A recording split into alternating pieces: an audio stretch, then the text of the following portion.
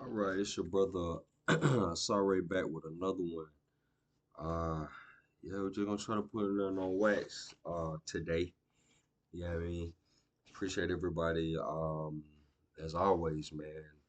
Checking me out, tuning in. Peace to the true and living. Namaste. Peace to the gods. However you get down, you know what I'm saying? Appreciate y'all tuning in.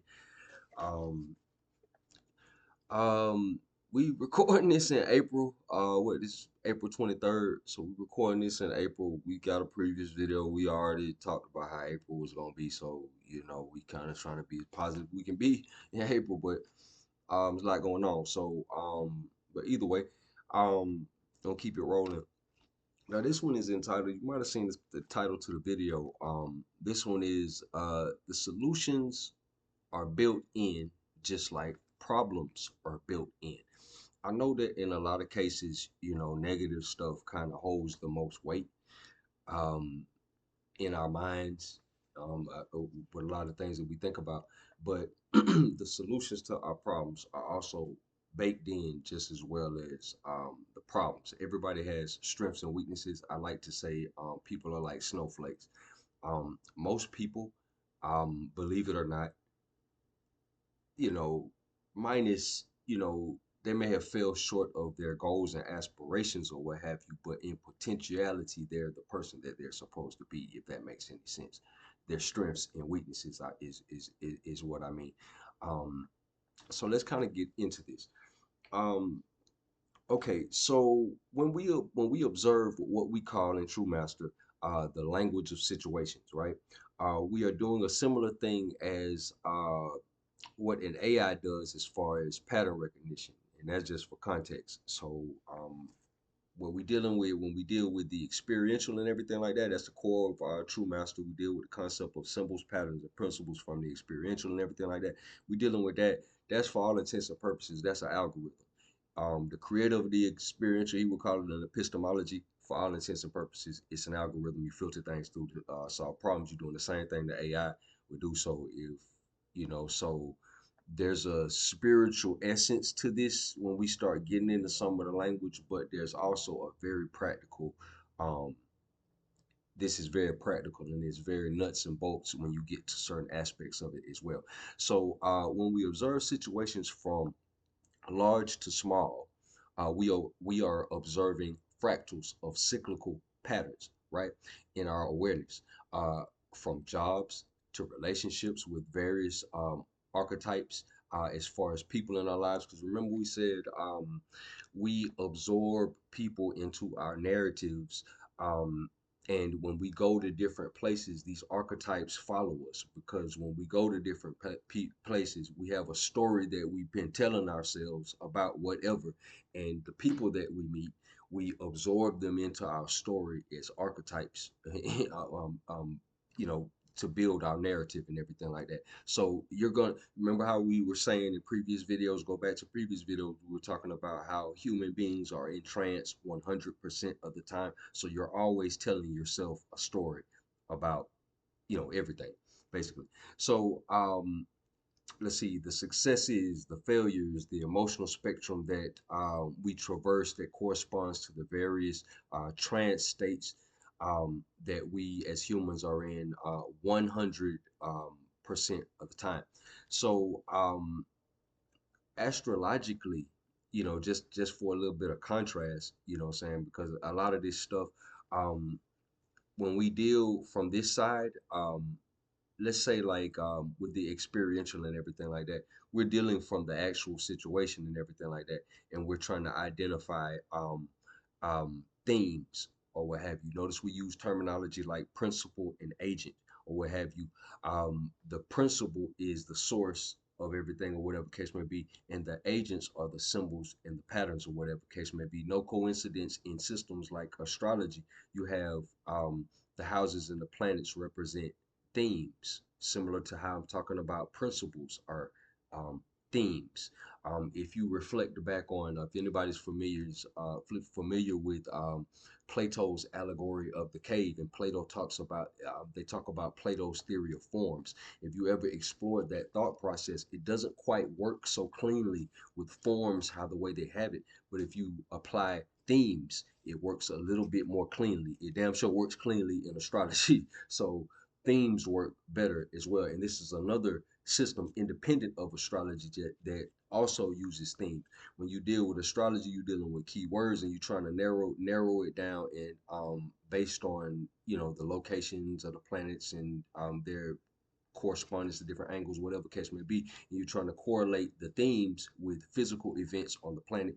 This is kind of the reverse with corresponding physical events or what have you. We're looking at the physical event, experiencing the physical event, and then it goes back up and you're identifying the theme that the physical event is representative of, and you can identify what type of relationship you actually have with that, whether it's balanced or not. So that's kind of like the basis of this. So we're working from two opposite ends. So a lot of the time I do give examples as far as astrology is concerned for contrast.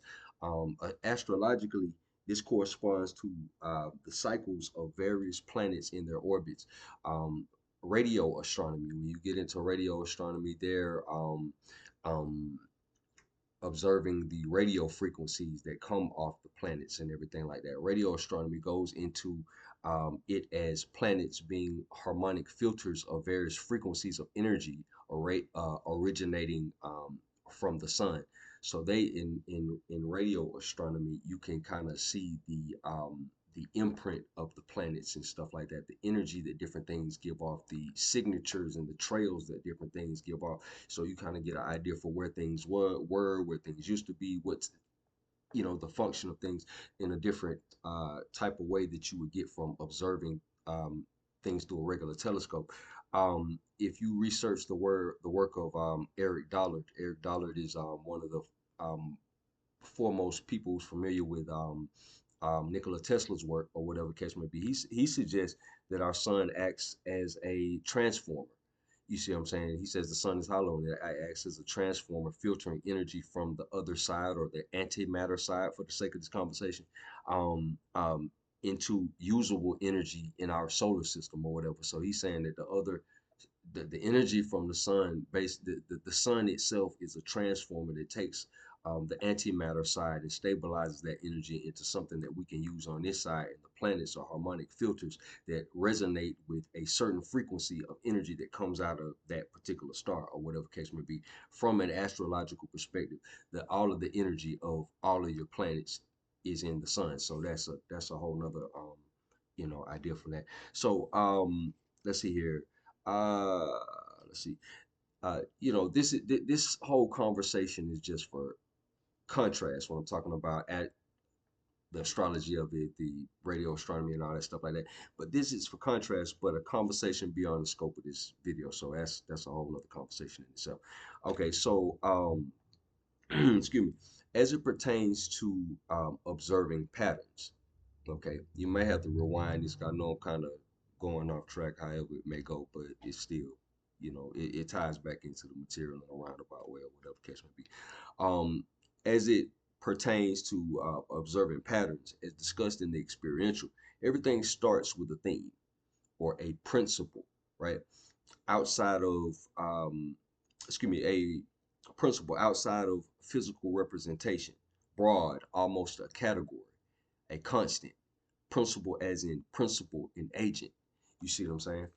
Uh, so principles exist in zero dimensions. So it's something that's non-physical. You see what I'm saying? It's something that just it's similar to how uh, let me see here. A scalar field is described.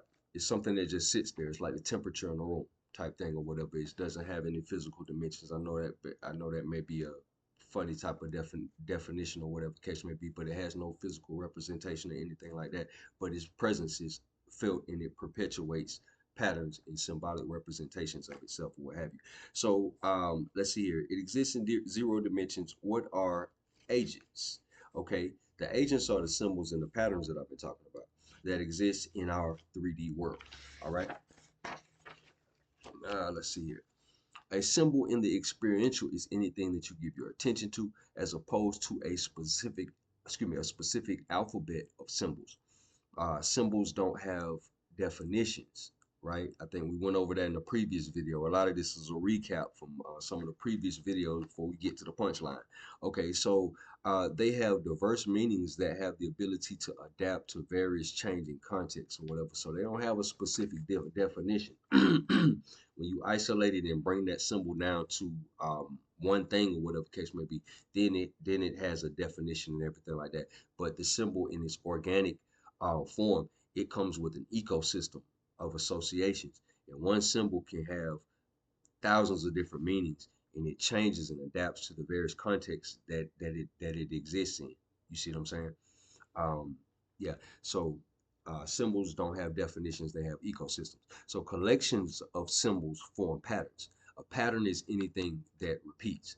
So those those are the agents of the principles in this thought process, or what have you. So a simple way to observe patterns and practice identifying themes would be to pay attention to your emotions. So, like when we start getting into some of this stuff, and I know a lot of people gonna hit me. I don't believe in this and that. If you want to go back into the video, symbols, patterns, and principles, fact or fiction, it could be related to pressure mediation, however you want to slice it. It's a couple of different things that can in nature that it can be related to, but we're talking about the interplay between the conscious and the subconscious mind, and the construct of symbols, patterns, and principles allows you to navigate this a little bit better. And so we don't have to come up with a mountain of language to describe certain things or whatever case may be. It's kind of packaged, kind of neat. So a simple way to observe patterns and to practice identifying themes would be to pay attention to your emotions. Observe what makes you feel good or bad, embarrassed, fulfilled, etc. Take the situation and observe it, using the moment when you feel the specific emotion as the climax, right? It's another video I got. It's talking about a foundational, let me see here, exercise and mapping the energy. And we're talking about the meaning exercise from the experiential. We mapping energy on the circle. You see what I'm saying? And we're using the 90 degree, basically the 90 degrees of arc from horizon to zenith or what have you, to mark the climax of an event from when it happened, from when the event starts to the climax, or when the emotion or the significant event is felt or whatever. We talk about triangulating events or whatever case may be, so you can map out patterns, because that's what we're doing. In another previous video, we also talked about concentrating attention. This is what we're doing. We concentrating attention. When attention pays attention to itself, you get high resolution um, um, awareness. You see what I'm saying? So you get a different form of awareness. You see what I'm saying? So we just kind of giving a little recap, but moving right along. Um, let's say take take the situation. You see what I'm saying? Where whatever emotion surfaces, and observe it, using the moment when you feel the specific emotion as the climax. Very simple, similar to the meaning exercise from the experiential. Okay, replay the literal situation. What is the underlying theme behind the situation that made you feel said emotion? If it was a bad feeling, then there is some part of your relationship with this theme that is out of balance or what have you. Okay, let's see here. Okay, so I give an example. Okay, so we can look at an example as simple as let's say like the classic movie Friday, where Smokey, Debo coming, Smokey hit Debo's bike, squeaking and everything like that. Well, Red bike the Debo done stole, but he hit a bike squeaking and everything like that. He hit Debo coming or whatever. He sees Debo coming, and he takes his chain off and he hide his chain or whatever the case may be, because Debo coming. Debo gonna try to shake him down or whatever. The climax will be when Debo gets there and he checks and sees if everybody got their stuff or whatever, and he doesn't have anything on him. Okay, that reflects that situation or what have you reflects a particular relationship with principle. He didn't want to lose his stuff, so he hid it. But he also didn't want to stand up to Debo in the situation. This relationship with principle is different from when in the same movie when Craig fights Debo in the end of the movie. He has a different relationship with that particular principle. Let's say we relegate this to let's say personal boundaries, personal structures. You see, personal boundaries or whatever, not letting a person encroach too much on your personal boundaries or whatever case may be, regardless of whatever their status or their stature is or what have you. Um, balanced, a person may select favorable levels of access to themselves or what have you. You see what I'm saying? Your personal boundaries. You may select favorable levels of access to yourself or whatever case may be. You may have a schedule. You may have, you know what I'm saying, a time when you take phone calls, however it may go. Um, you know, um, unbalanced, your personal boundaries are not honored and people exploit you at will. So that's the unbalanced version of it. So that's what we mean. I know a little bit earlier we kind of said something about replay the literal situation, see what the theme is behind that situation, um, and that made you feel that emotion. And if it's a bad feeling, then there's some part of your relationship with the theme that is out of balance. This is sort of what we mean. I know this is kind of like a crude example, from a popular movie, but that's kind of what I was saying when I'm saying themes being out of balance and everything like that. If it is an unfavorable experience, it requires seeing what it would take to balance the relationship to that part of self. It's not about the literal situation, it is the principle or the relationship to it that must be um, adjusted. Okay, now I'm gonna go into TM. I'm gonna go into this TM volume 2 one time. Uh, let's see. This is page 156. Anybody who got a book, appreciate the support.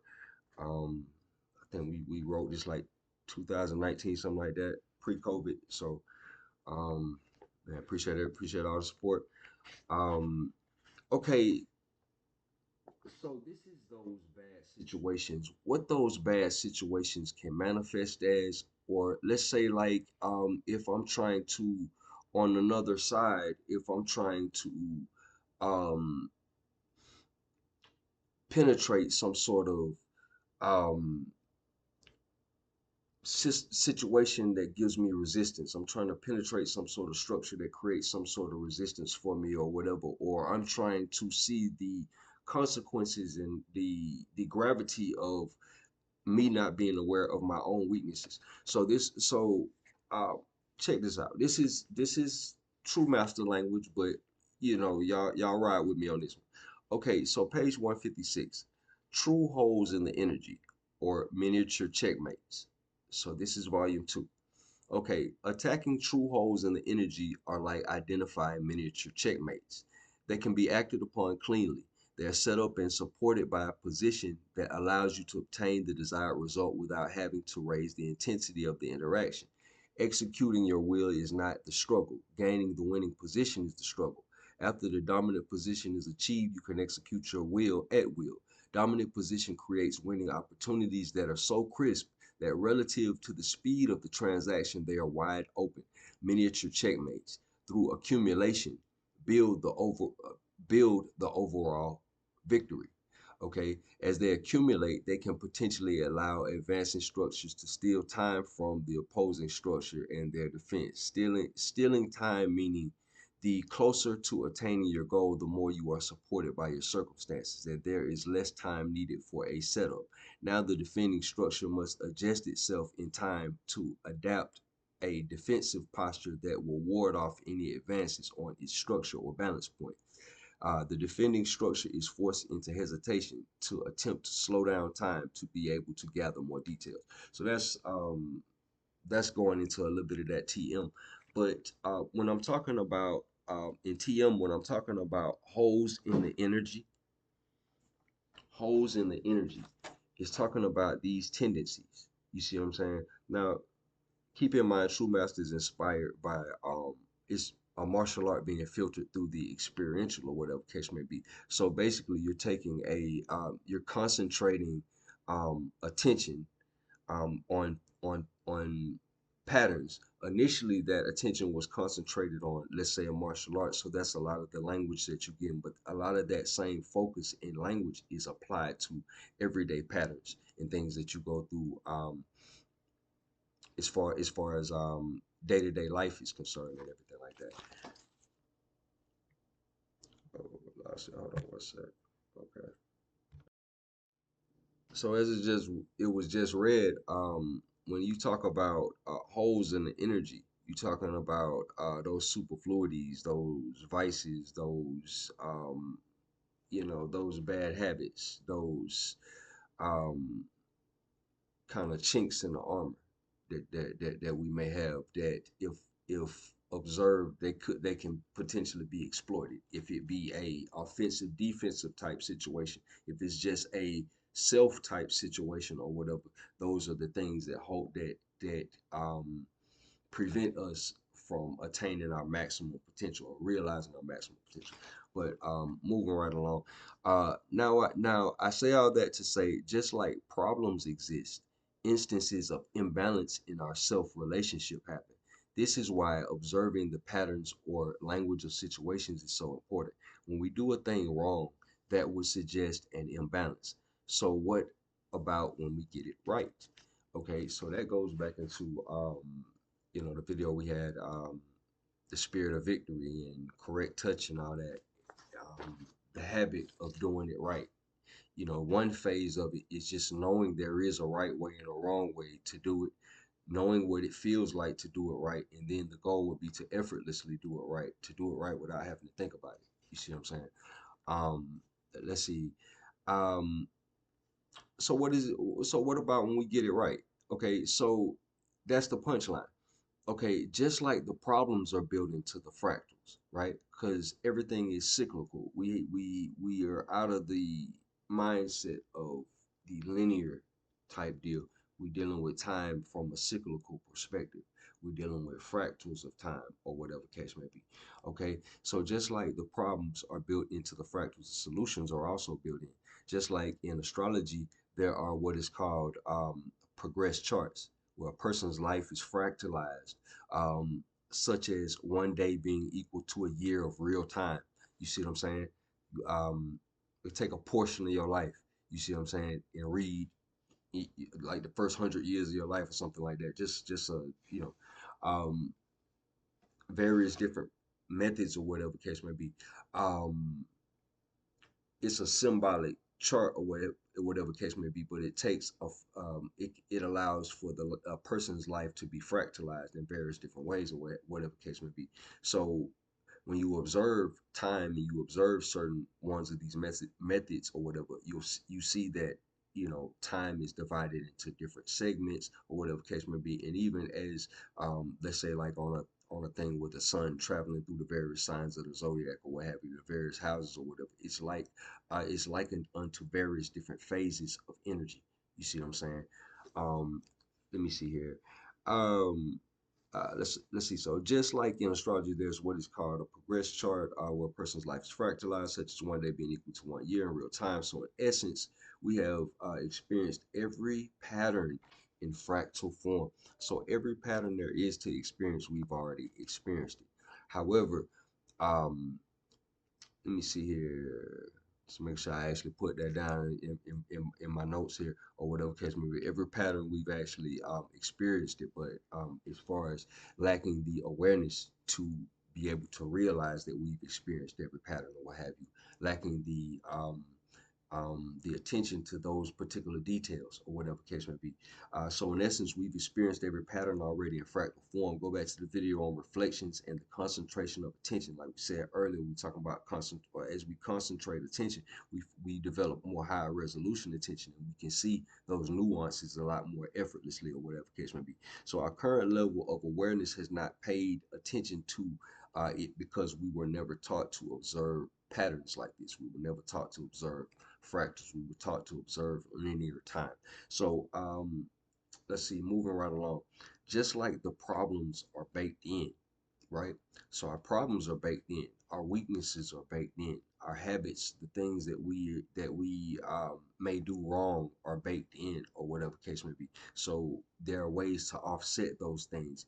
It's certain things that we may have to do um, more aggressively than the next person, or whatever, or differently than the next person. Where the next person might just have an effortless um, affinity toward a certain thing or whatever. This person may be able to play the lottery and win. This person might lose hundreds of dollars if they play the lottery. That's just gambling, just ain't their thing.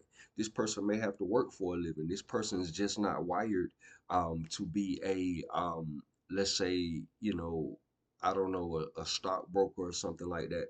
I mean, I'm pretty sure a lot of my astrologers out there, I'm pretty sure they understand.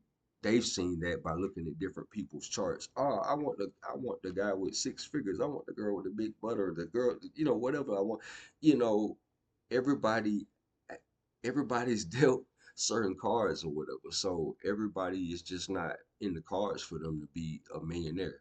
But they may have other qualities or their other strengths and stuff like that that is just as valid, or their strength or what they have to offer the world may not be in that area. They may not be a business tycoon. They may have something. They may supposed to invent something, or or I don't know, you know, write a book or give a speech or something like that. Who knows? What I mean.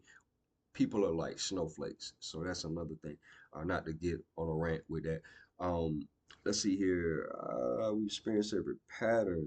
Let's see. Just like the problems are baked in, we all have just like the problems are baked in, we all have things good or bad that we have to work on. We may be prone to this or that, while another person may not be at all. The solutions to problems exist in your memory. Just remember to ask yourself the right questions. So now we're getting into the meat and potatoes. I know you like 26 minutes in. We just not getting some meat and potatoes. Yeah, I appreciate you bearing with me. Gotta let the beat build. Ain't that back in the day? That's Wayne would say. Let's say, uh, okay, the solutions to problems exist in your memory. Just remember to ask yourself the right questions. The theme is the key to interpreting the language of situations. So, long story short, the self is always communicating with you. Just as sure as you go through situations, just we go through situations every waking moment of our lives, or whatever case may be. So technically, with this system, I'm not trying to OCD. I'm not trying to activate your OCD or whatever case may be. But technically, with this situation, with this system, you can kind of read any situation. You can triangulate any um, period of time or whatever, no matter how small or whatever case may be. You may benefit from taking the helmet off at times or whatever case may be, but you can use this at any time. So take the same ideas of times when you felt positive emotions. So a minute ago we talked about when you felt negative emotions, or doing something wrong, or the holes in the energy. You see what I'm saying? uh, Take the same ideas of times when you felt positive emotions, or moments when you were at your best. Examine at least three situations with varying sets of particulars, such as people, place, activities. But the common denominator is that particular emotion or feeling of being at your best. Discern the common theme from the various situations without knowing. Okay, so with that, take a situation when you felt a positive emotion, when you felt empowered, when you felt like you were on top of your game or whatever case may be. Now take when that happened, let's say like three times or whatever case may be, and discern the theme from this is basically the meaning exercise from the experiential. There's another video about it, exercise and mapping the energies. Whole video about the same thing we're doing. This is just like a abridged version or whatever, but that's the actual method. So you would take three times when you actually may have felt empowered or had a good emotion or whatever case may be. Take those three times. Three times when you had three totally different sets of people there, place. You might have been doing three totally different things, but in all three of those situations, you see what I'm saying? No matter how different they may be, you felt one of the common denominators was that emotion. You felt empowered. Okay, find the common theme to those three situations. All right. And Okay, without knowing every individual person watching this video, y'all the true and living, every person, individual person watching this video, situation in general, this should give you some idea if you can kind of crack the code on what that theme was, what was going on, what was the common denominator, what was the setup that made you feel empowered, or whatever case may be. You might crack the code on something that can show you how to orient yourself for a favorable outcome. Okay, I'm gonna read another little section out of this TM. Still in volume two. I'm gonna read a section called balancing the energy. So we're talking about how the solutions are baked in and finding times when you felt you were empowered, finding basically the mean of those three situations or whatever that we just talked about with that exercise, finding the mean of those three situations to find kind of like how to orient yourself as far as you see, maybe the common denominator in those situations was I was in charge of the event or whatever case may be, or maybe I got the right people involved to help me with the event or whatever case may be. However, whatever the orientation is where you felt that create the situation of you feeling empowered, you create the advantage of trying to duplicate that orientation if at all possible. And this is what we're about to talk about. Balancing the energy. We're gonna talk about something called flow. It's reminiscent of, let's say, like when Jordan would get what get in that 2-3 zone. You see what I'm saying? Jordan getting his mode, Kobe getting his mode, LeBron getting their mode. You know what I mean? They get in the zone where they feel empowered and unstoppable type thing. Okay, so balancing the energy. Balancing the energy happens when you have flow. Flow is the rate at which opportunity to take action takes place. So there is opportunity to take action, and then you take the opportunity to take action. So that ties back into what we just talked about or whatever. When you examine those various situations, get the mean, see the orientation, um, or what it takes for you to feel empowered. What gives you a natural feeling of feeling empowered or whatever, based on how you're wired or whatever. Orient yourself toward that and kind of you know, use that as to take advantage of whatever opportunity that's available. Example, entrepreneurs have what they call deal flow, or the amount of deals that come across their radar. When there is flow, there are opportunities to experience the cycle of preparation, execution, recovery, and forensics. We talked about that a little bit earlier in the book. There's some kind of you know stuff that we go into in that. Going through this cycle constitutes experience, like a soldier being hardened in battle. When in the execution phase, this will determine whether you will be exploited or not. If the energy is balanced in a given situation, then there will be no mishap or intervention by balancing forces, capitalizing on openings or holes. Balancing forces, that's some we talked about a little bit earlier in the book. That ties into like Murphy's Law. You see what I'm saying? Whatever can go wrong um, will go wrong if it's you see what I'm saying. Sometimes these situations are building blocks for larger cycles. It is a relationship at work. It is like a dance. The partner leading the dance sends certain nonverbal signals to his partner. The partner responds with movements. This is what we mean by the language of situations and proper responses to stimulus. So over time, as we observe patterns and stuff like that, you become more kind of like I don't know, you kind of put the microscope on a lot of these patterns. You'll see, um, based on the theme that's at play there, you'll see there is a proper and improper way of handling certain things. Proper and improper meaning you'll get a favorable outcome, or whatever case may be. You can do what you want to do, but you'll get the more favorable outcome if you do it this way versus that way, or whatever case may be. Okay, so let's see here. This is what we mean when we say the language of situations and proper responses to stimulus. Is a dance, not a verbal. It excuse me, is a dance, not a nonverbal communication between partners. In the movement, in the moment, or the here and now of the dance, it is as if the body has a mind of its own. This is what is meant by following the emotional arousal while in the moment of execution, kind of akin to following your intuition or whatever. Um, Preparation is expressed in the moment of execution through habits by thinking conceptually instead of trying to meticulously plan while in the moment. That's again following your first instinct. Um, Balancing the energy would be not stepping on your partner's toes and causing the dance to abruptly stop.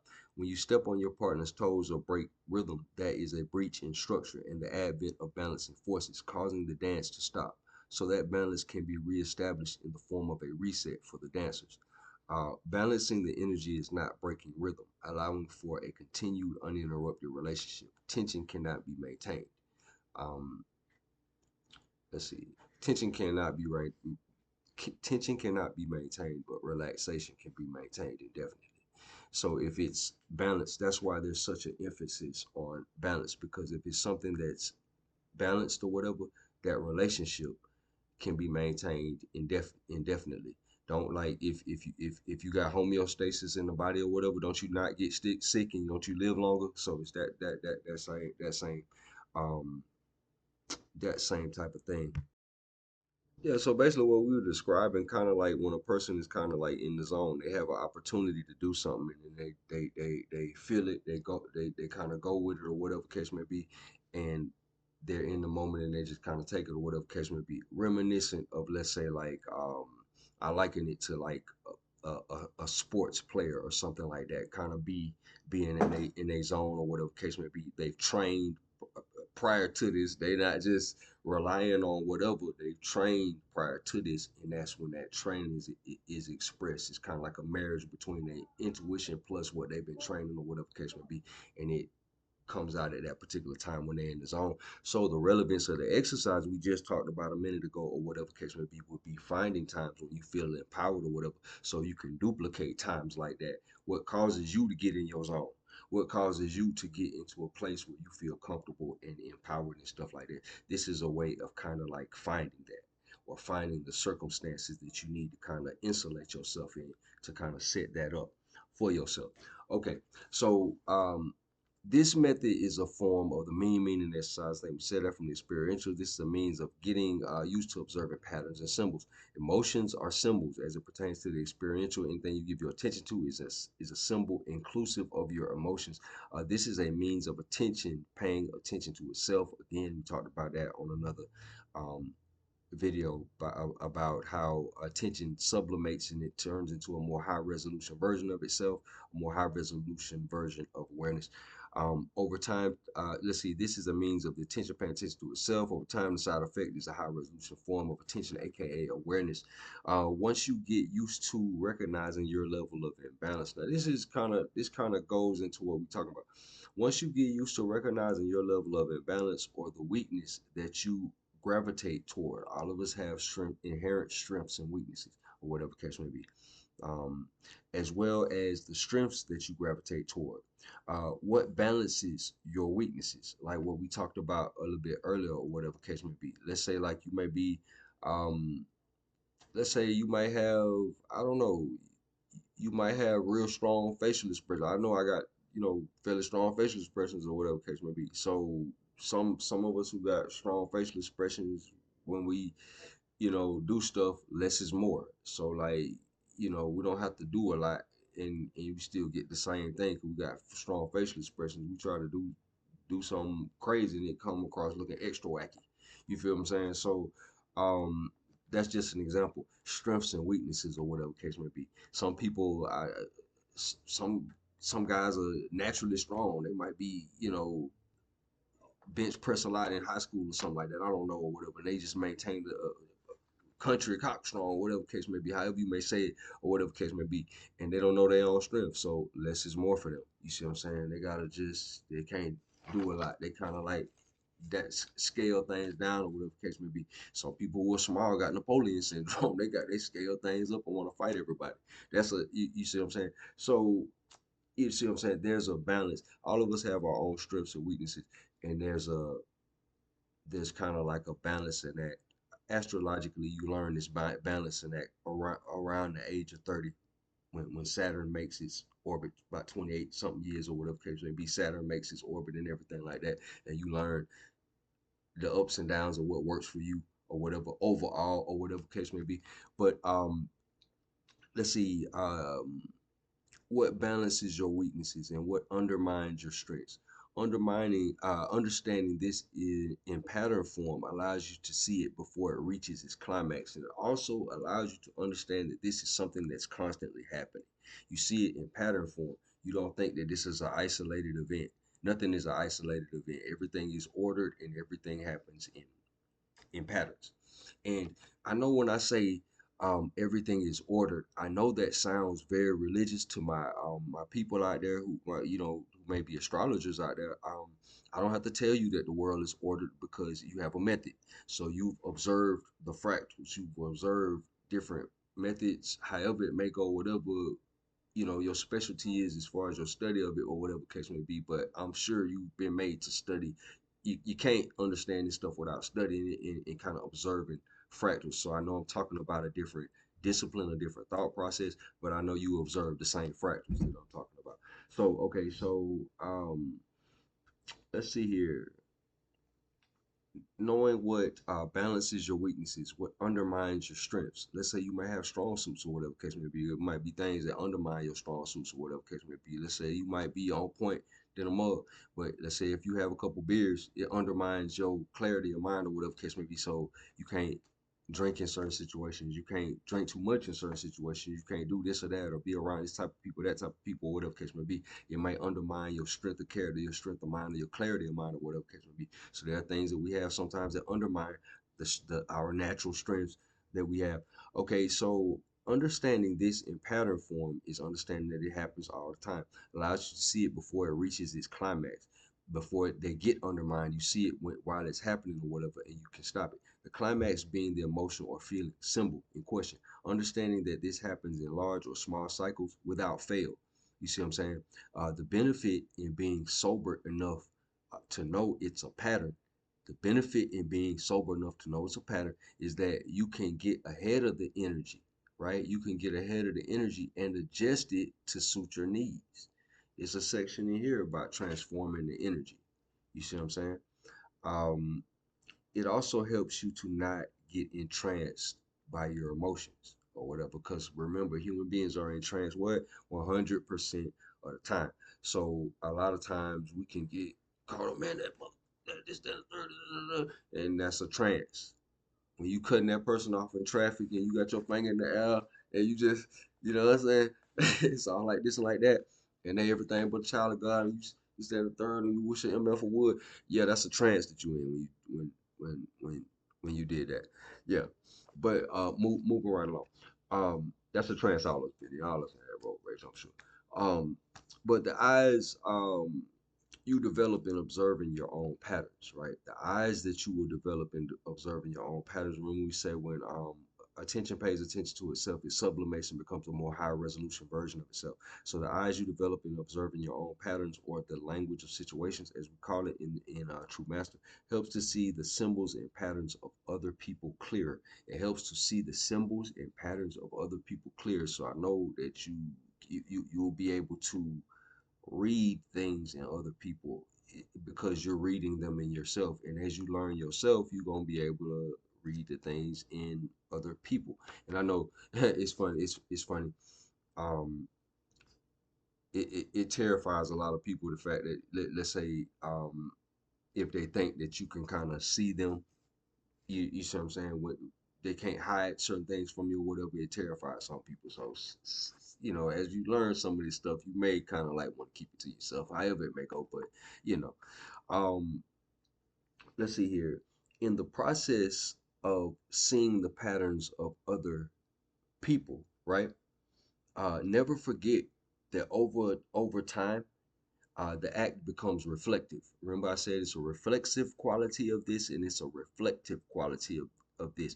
The creator of the experiential, he likens the this to the uh, Netjet and the Watchet, the vulture and the snake. As far as the Egyptian iconography, the reflexive quality is emblematic of the vulture. The excuse me, the reflexive, like reflex, is emblematic of the snake, and the reflective, as in the vulture spreading his wings or whatever case may be, that's more emblematic of the vulture.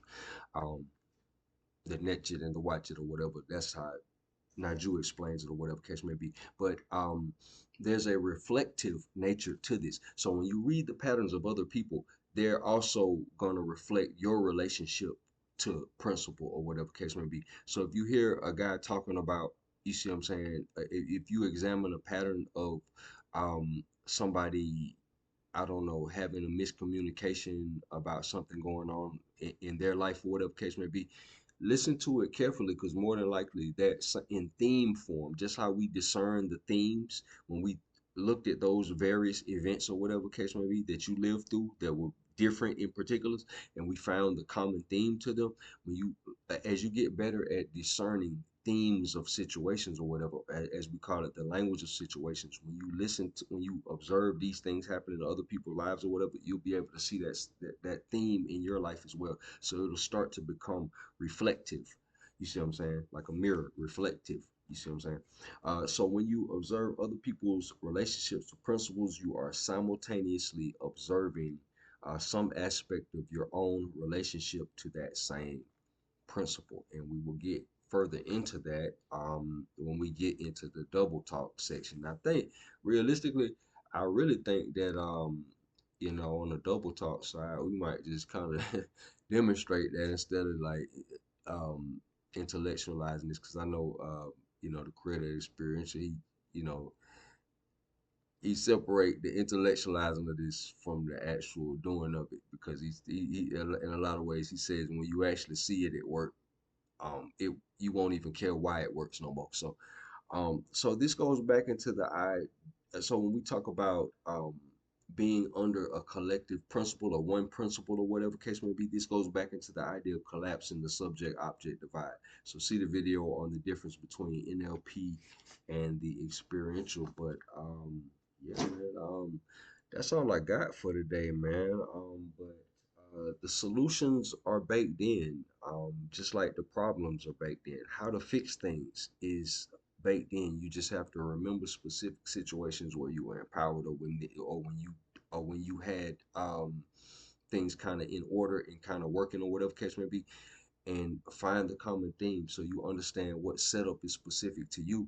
All my people out there who you know may study astrology, you see what I'm saying as far as a person's natal chart, their inherent strengths and weaknesses, the same deal or whatever case may be. In this system or whatever, you're just gonna be able to see specific patterns and things or whatever inclinations or themes that may be naturally unbalanced in that person's life or whatever case may be. But it should equate to something very similar to what's in that person's natal chart. But yeah, that's all I had for today, man. Appreciate y'all for chilling with me, rocking with me for a little minute or whatever. Peace and blessings. Yeah, I mean, leave your comments, like, subscribe, you like what you may hear. Peace and blessings, man.